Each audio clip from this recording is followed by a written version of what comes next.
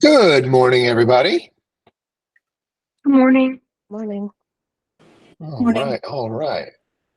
I am running today's meeting off of my laptop today, and I can't seem to get my lighting right. Looks like I've got like a filter that has the sun shining on me or something. Anyway, can somebody please get us started with a great win?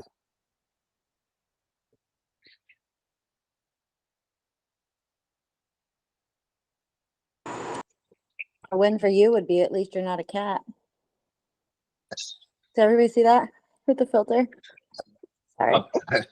Yes, this is true. I do have control enough to make sure you're talking about the judge or whatever. Yeah. Every time Yeah. someone has an issue with their filter, that's the first thing that pops into my mind. So you're not a cat. You're winning. This is true. Doreen, what do you got? Here's a great win. I think I had mentioned previously about doing a bridge loan that hasn't been done for a long time. And we actually closed yesterday. And it was a very rough, bumpy ride along the way with the lender. And it was a 75-day close. And there were so many times during this whole process that we did not think it was going to close, on the part of the seller, the part of the buyer, the part of the financing, only to find out after all this time after closing that the financing on the bridge loan side actually came from overseas. So that's one thing, I guess, to learn and find out from the lender as to where the brokered loan is coming from. Actually, had we known that it was coming overseas and why it took so long, we might have looked elsewhere for a different lender to do this. Well, we may need to learn a little bit more about the bridge loan later on the call, Doreen, but that's a great share, and just kind of figuring out a way, keeping all the parties, moving in the same direction is a lot of what we do. So, KB, I saw your hand go up. Did you want to speak to that, or do we want to wait? Maybe we talk bridge loan later.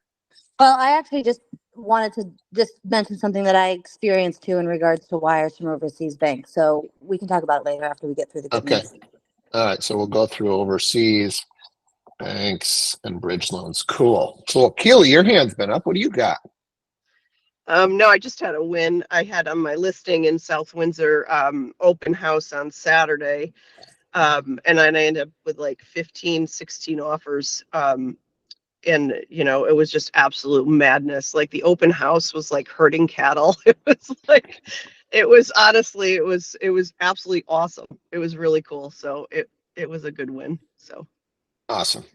Maybe we can talk later on, 15 offers. How do we pick a winner? Right?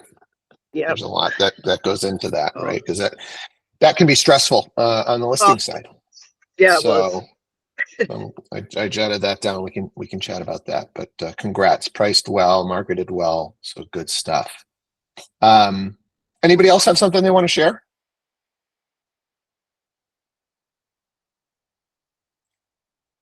All right.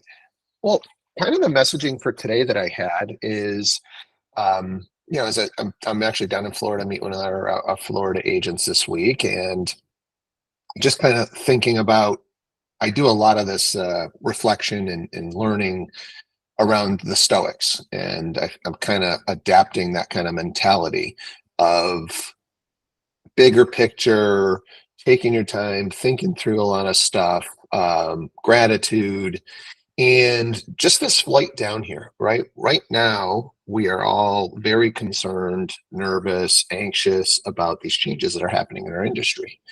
And it's a scary, scary time for a lot of agents, for brokerages, for everybody that's kind of involved in our industry. But the weird part is when you look back to this time in history that I've been studying with the Stoics, we would trade this moment all day long for what they went through. And the Stoics that are pretty popular are the ones that were leaders in their time. They were driving a whole empire of people. They had unlimited wealth, yet if they wanted to make a trip that I just made, I flew down here in 3 hours. I mean, that's a massive journey back then. You couldn't just hop on a plane and do that, right? You've got to to travel that, maybe you've got to worry about, I don't know if it was going to be over the seas. You got to worry about your shipwrecking. You got to worry about pirates. If it's over land, are you going in the right direction? What kind of natural disasters might come your way while you're traveling? Simple things, just like a lot of these guys were big meditators and journalers and readers. But, every night I can go to bed and I can read 5-10 minutes of a book, and I can do it in the comfort of my home, where you couldn't just do that. You might have to have people come in and hold a candle and make sure that there's blankets brought in because there's no heat. If we look at our modern medicine, like, people back then were dying for God knows what reason. And, I'm not saying we have a cure for everything today, but man, there's so much stuff that we can kind of pile through. So it just had me thinking about, as stressful as this might be, we would trade to be at this time right now with anybody that's ever lived on this planet. So it's trying to just zoom out, big picture. The world's not ending, and we're living in a darn good time. And so let's try and see the brighter side. Pat. I just wanted to say I heard something the other day and it kind of blew me away. So taking a hot shower has only been around for like 70 years. Like, that's not, like, people took cold showers for the last like 4,000 years, and hot showers every day is something that literally has only been around for like 60 or 70 years, which blew me away. I just never really thought about it. Yeah, that's pretty wild. I had not heard that stat, but yeah, hot water heaters probably started around there. So how about a quick show of hands?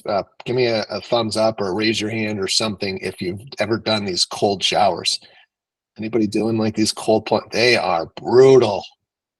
I can't even imagine that being the daily process. Or I guess maybe you just didn't even shower back in the day daily, right? So good stuff. Great share, Pat. Anybody else have any just thoughts on this? Hopefully it just gives you a good reset that, yeah, the times this next week or two, they're going to be weird, right? They're going to be weird with docs and forms and MLSs and all that stuff. Maybe it's even going to last a month or two, but we'll get through it, and we're living in a darn good time. Wendy. Hey, good morning. Since in Florida it's not required, and I've been in the business for a long time, and I'm embarrassed to say it, but I've never used a broker buyer agreement. But one thing I do know is that aside from all the nervousness and just trying to get it right, make sure I don't end up fined or something like that, but I look at it as a bonus, a way to get paid, a way to value my get paid for my worth. So I'm actually looking forward to this. I just need to get a grip on how to approach it, which I'm working on right now, of course, and transition, and it'll all be good. Yeah, and I guess just expect a lot of change, guys. I mean, I don't even know how long this really sticks around, because there's a lot of people out there, and I think I'm in this boat. I don't think this is the best thing for a consumer. First personal meeting, sign a contract. I don't know, right? So yeah, that's what the attorneys wanted. That's how the lawsuit got settled, right? The attorneys got their money and they got the hell out of Dodge. But is this the way it's going to really work for the rest of our careers? I don't know. It's going to be interesting to see how it shakes out. So, I do think, like what Wendy's saying, I do think it's good for us to have better conversations up front, to know who we're working with, and to know that we're both committed. We're committed as agents. The client is committed as a buyer or a seller, etc. Did I miss a hand, or was it just a comment? Yeah, and we're just all in it together, right? That's the beauty of this call. We're doing it every single day. We've been doing this since COVID, and whatever the hell's going on, we'll figure it out right here. Share what's going on out in the field, bring it back here, toss around some ideas. How can we get it better tomorrow? All right. Does anybody have anything pressing? We've had a couple of topics come up just from the wins today that we can go to, but does anybody have anything pressing on a deal that they've got going, or a situation they want to get on the table?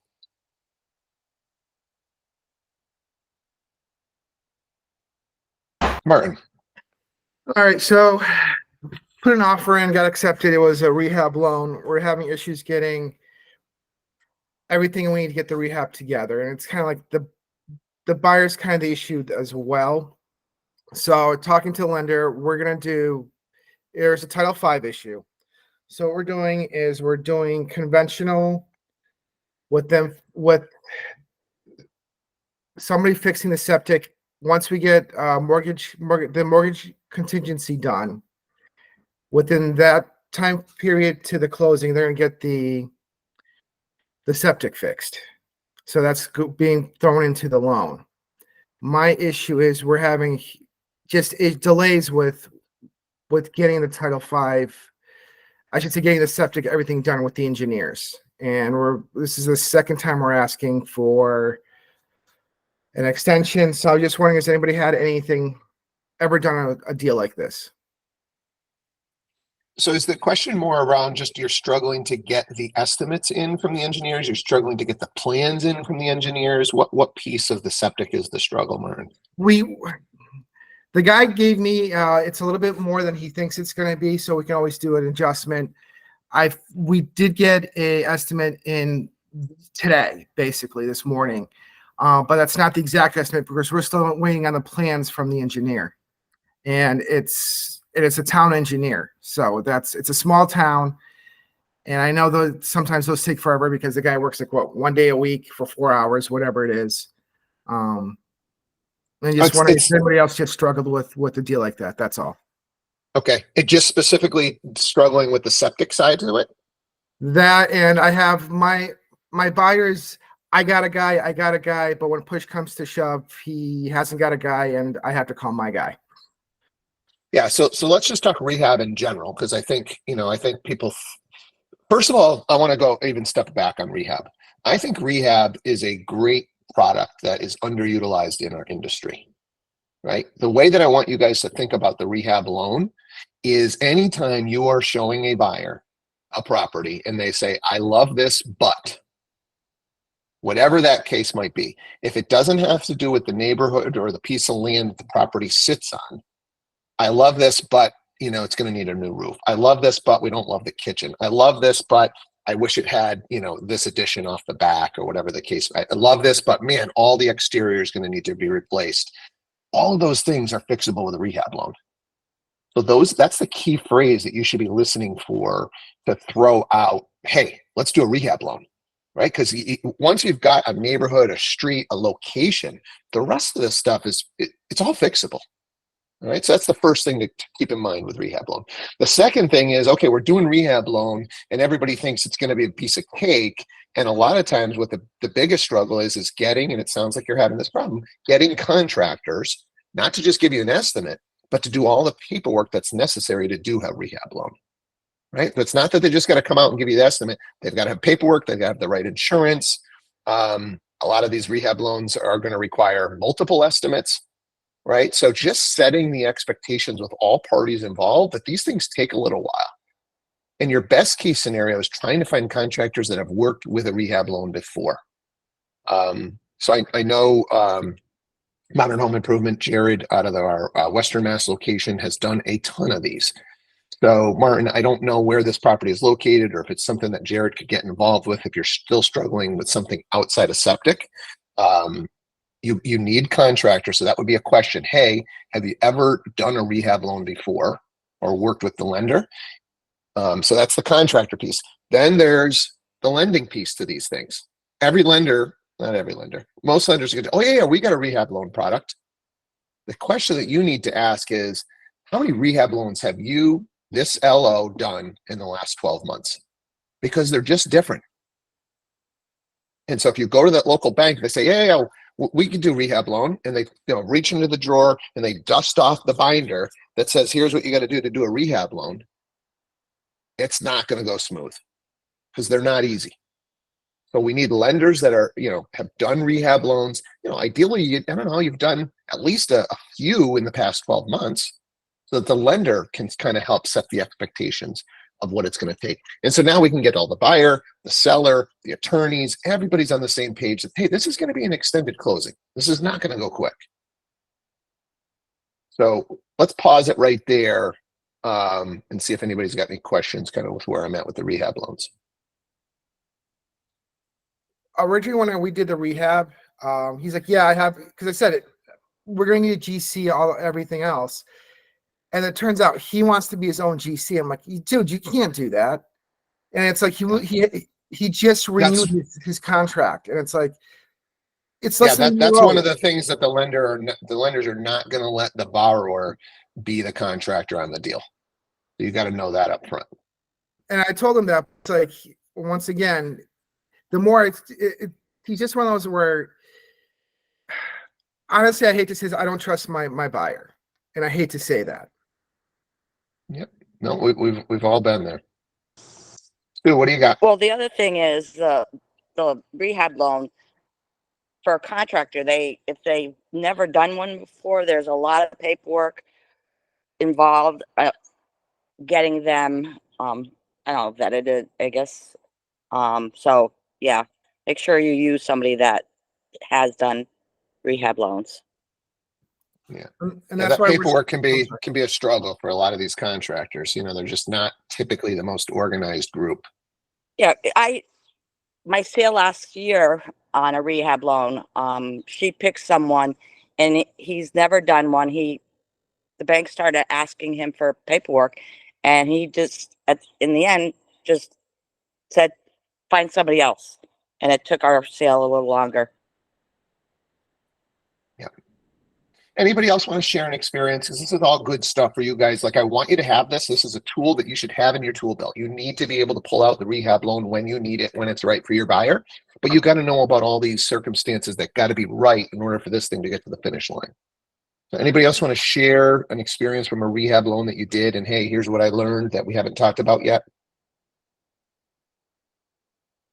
Isn't there a certain percentage that they can do for a rehab loan, like 20,000? Well, there's different types of rehab loans, right? There's like what's called a streamlined, and I don't know what the limit is, but I want to say it's like 15,000 or 20,000 or maybe even 25,000. It's called streamlined. And it's a lot less rigid. It moves through a lot quicker. Maybe the contractors don't have to have as much vetting.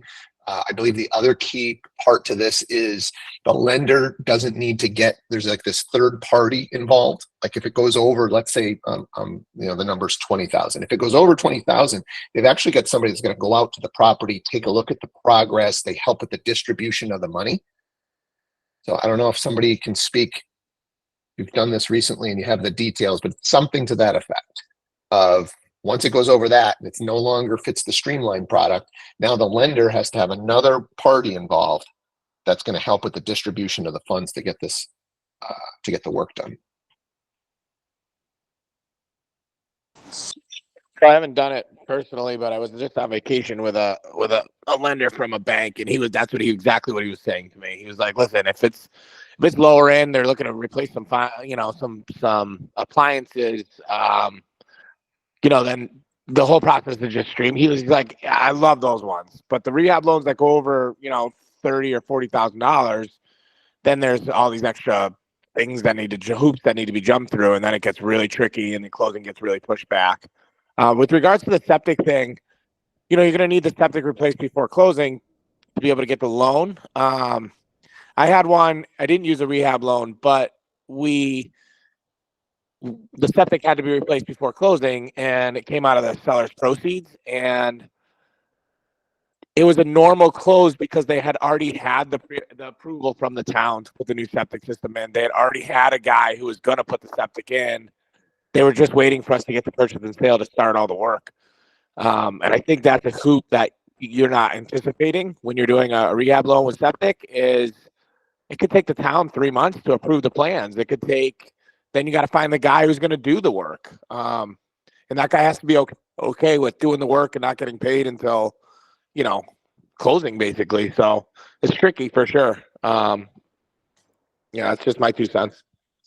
That's what the guy I found, my guy's he's willing to get paid at closing, everything else. So this isn't going to be a rehab loan anymore. It's going to be a conventional loan, because we switched it from rehab because there's just there's too much crap that was going on with both my buyer and a bunch of other stuff. So it is going to be a conventional. Like I said, let's say we're buying it for 100. that's supposed to cost 15,000. So they only ended up being 115. So the guy that's doing the septic is okay with getting paid then. He understands it. He's done it before. He gets it. Like I said, it's just my issue is, just try and make sure the deal gets kept together because of, the time issues, the time frame being, I need another extension, stuff like that. I guess that's my question. And that's all. Yeah, I think next time, right, Martin, when you get in this situation, hopefully we'll ask a few more questions, right, up front of the parties that are involved. And that's what you're trying to get you guys to understand with a lot of these situations is, you should be coming to these calls, you should be listening in. And then when you get put in, hey, it's rehab loan. Hey, let me see if the lender's ever done this before. Hey, let me check with the contractor, right? It's not that we just need the estimate. We got to check to see if this contractor's ever done rehab loans before. How's their paperwork? How's their insurance? Right. So that's what you should be trying to put together. What we're trying to accomplish on these calls is what are all these questions that I can ask up front so we can set proper expectations so that we're not filing all these extensions and we're not looking like to the seller like we don't have our shit together. And hey, this is going to get to the finish line. We're laying out just like we said it was going to be. This is going to be a 90-day close. It's going to take a little while. We got a small town. I'm putting in an extra 30 days because I don't know that the engineering department's going to be able to get back to me. And hey, if everything comes together, Mr. Buyer, Mr. Seller, all the agents, the lender, maybe this ends up being a 45-day close. But let's set this for 90 because here's all the things that I think we might have struggles with. And if we don't and everybody can close sooner, then we'll close sooner. But if we can set those expectations up front, it's going to be a smoother transaction with less anxiety and anxiousness from the people involved. Lauren. I have a couple additional thoughts around septic systems, right? And kind of from the other side when we're dealing with listings.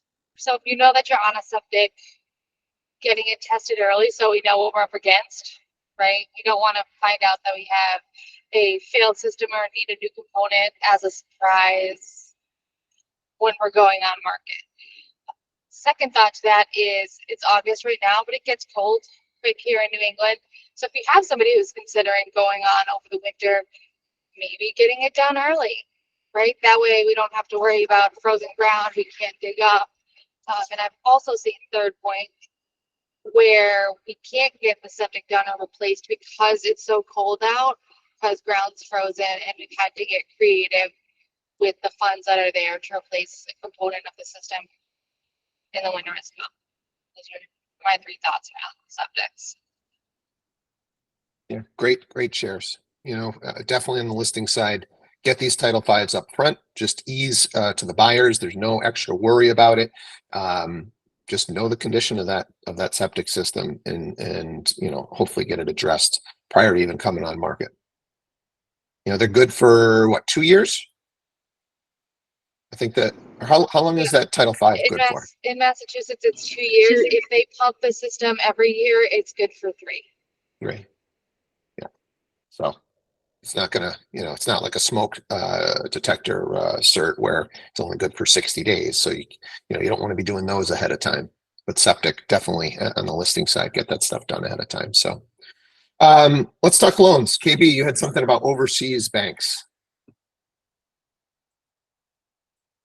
Yeah. So back to this transaction that I'm working right now. The buyers from China and their funds are coming from Shanghai. And initially with the initial deposit, they wound up transferring the funds to the buyer's attorney, and then the buyer's attorney got them over to us. But come to find out, and I guess I didn't realize this, certain banks won't take funds from overseas banks, and our bank is one of them. So what would happen in a situation like this is you have to have an intermediary bank, which is typically a bank that the bank overseas has assigned in the US, to collect the funds. And then those funds can come from the bank that's in the US to our bank. So I guess my biggest thing is, and the one thing that I learned is I knew we needed extra time, obviously, since we were wiring the funds to get the deposits and the closing, obviously, funds. But I guess I didn't realize that there were going to be multiple banks that it had to go through. So instead of like the typical 72 hours and possibly even 4 days, it's going to take over a week. So just keep that in mind when you guys are using international buyers and they have to wire the funds. I didn't realize it was going to take that many days. Great share. Not going to affect the closing, KB? No, it won't. I mean, luckily, the agent that I'm working with on the other side, she strictly works with agents from China. I mean, clients from China. So she deals with this often.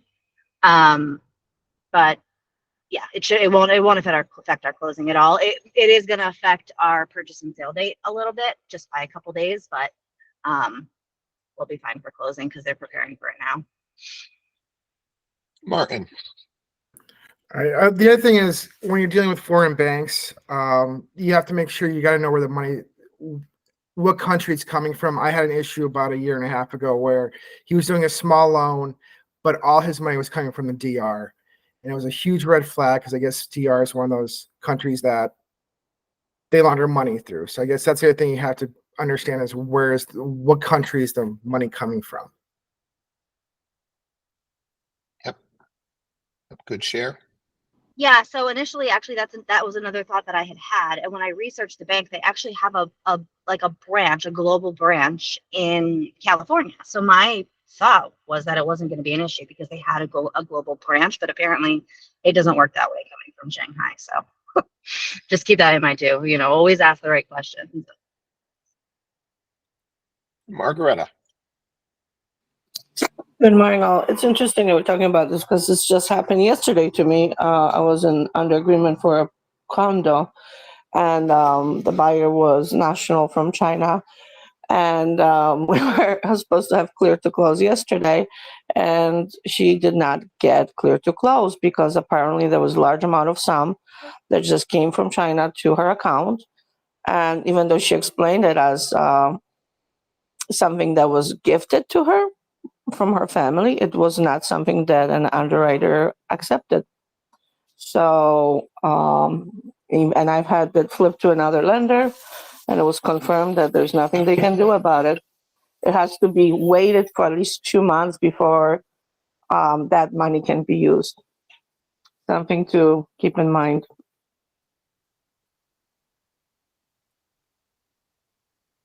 Anybody else on the money and sourcing of money, and anybody want to share something that happened on a deal with them with international money or anything like this? Not international money, but Margareta brought up something about money like seasoning in an account. And that's a good thought. If you have somebody that is utilizing gift funds, if it's in the account and sits there for usually it is at 60 days, then they are going to look at source for it. But if you have these funds that are coming in right away, you're usually going to need some other reference document, something stating, where that money came from, that it was truly a gift. Nobody anticipates ever getting that money back. Things like that. So there's kind of a lot when you're dealing with money. Like money can't just show up. No mattress fund. No mattress. Yeah, right. Like you can't have money right under your mattress and put it into your account. That's going to have to sit and source for 60 days. If it's gifted in, like they're saying, we're going to have a letter. Hey, here's why I gave that money. I don't expect anything back in return. Right. So kind of understanding a little bit about your client's financial position and where they're, getting the money, and just kind of educating them. Hey, if you want to be able to close on time, we got to get this money into your account now, so we don't have issues down the road. Margareta. There is a caveat to this because I guess this buyer was used to doing commercial, and I guess commercial properties respond to this type of situation different. I'm not very familiar with it, but that's why she was very surprised this was an issue on this transaction. So just to put it out there, that check with your commercial people how if you are doing a commercial deal, there is a difference on this. Good. Anybody else on funds, money, wires?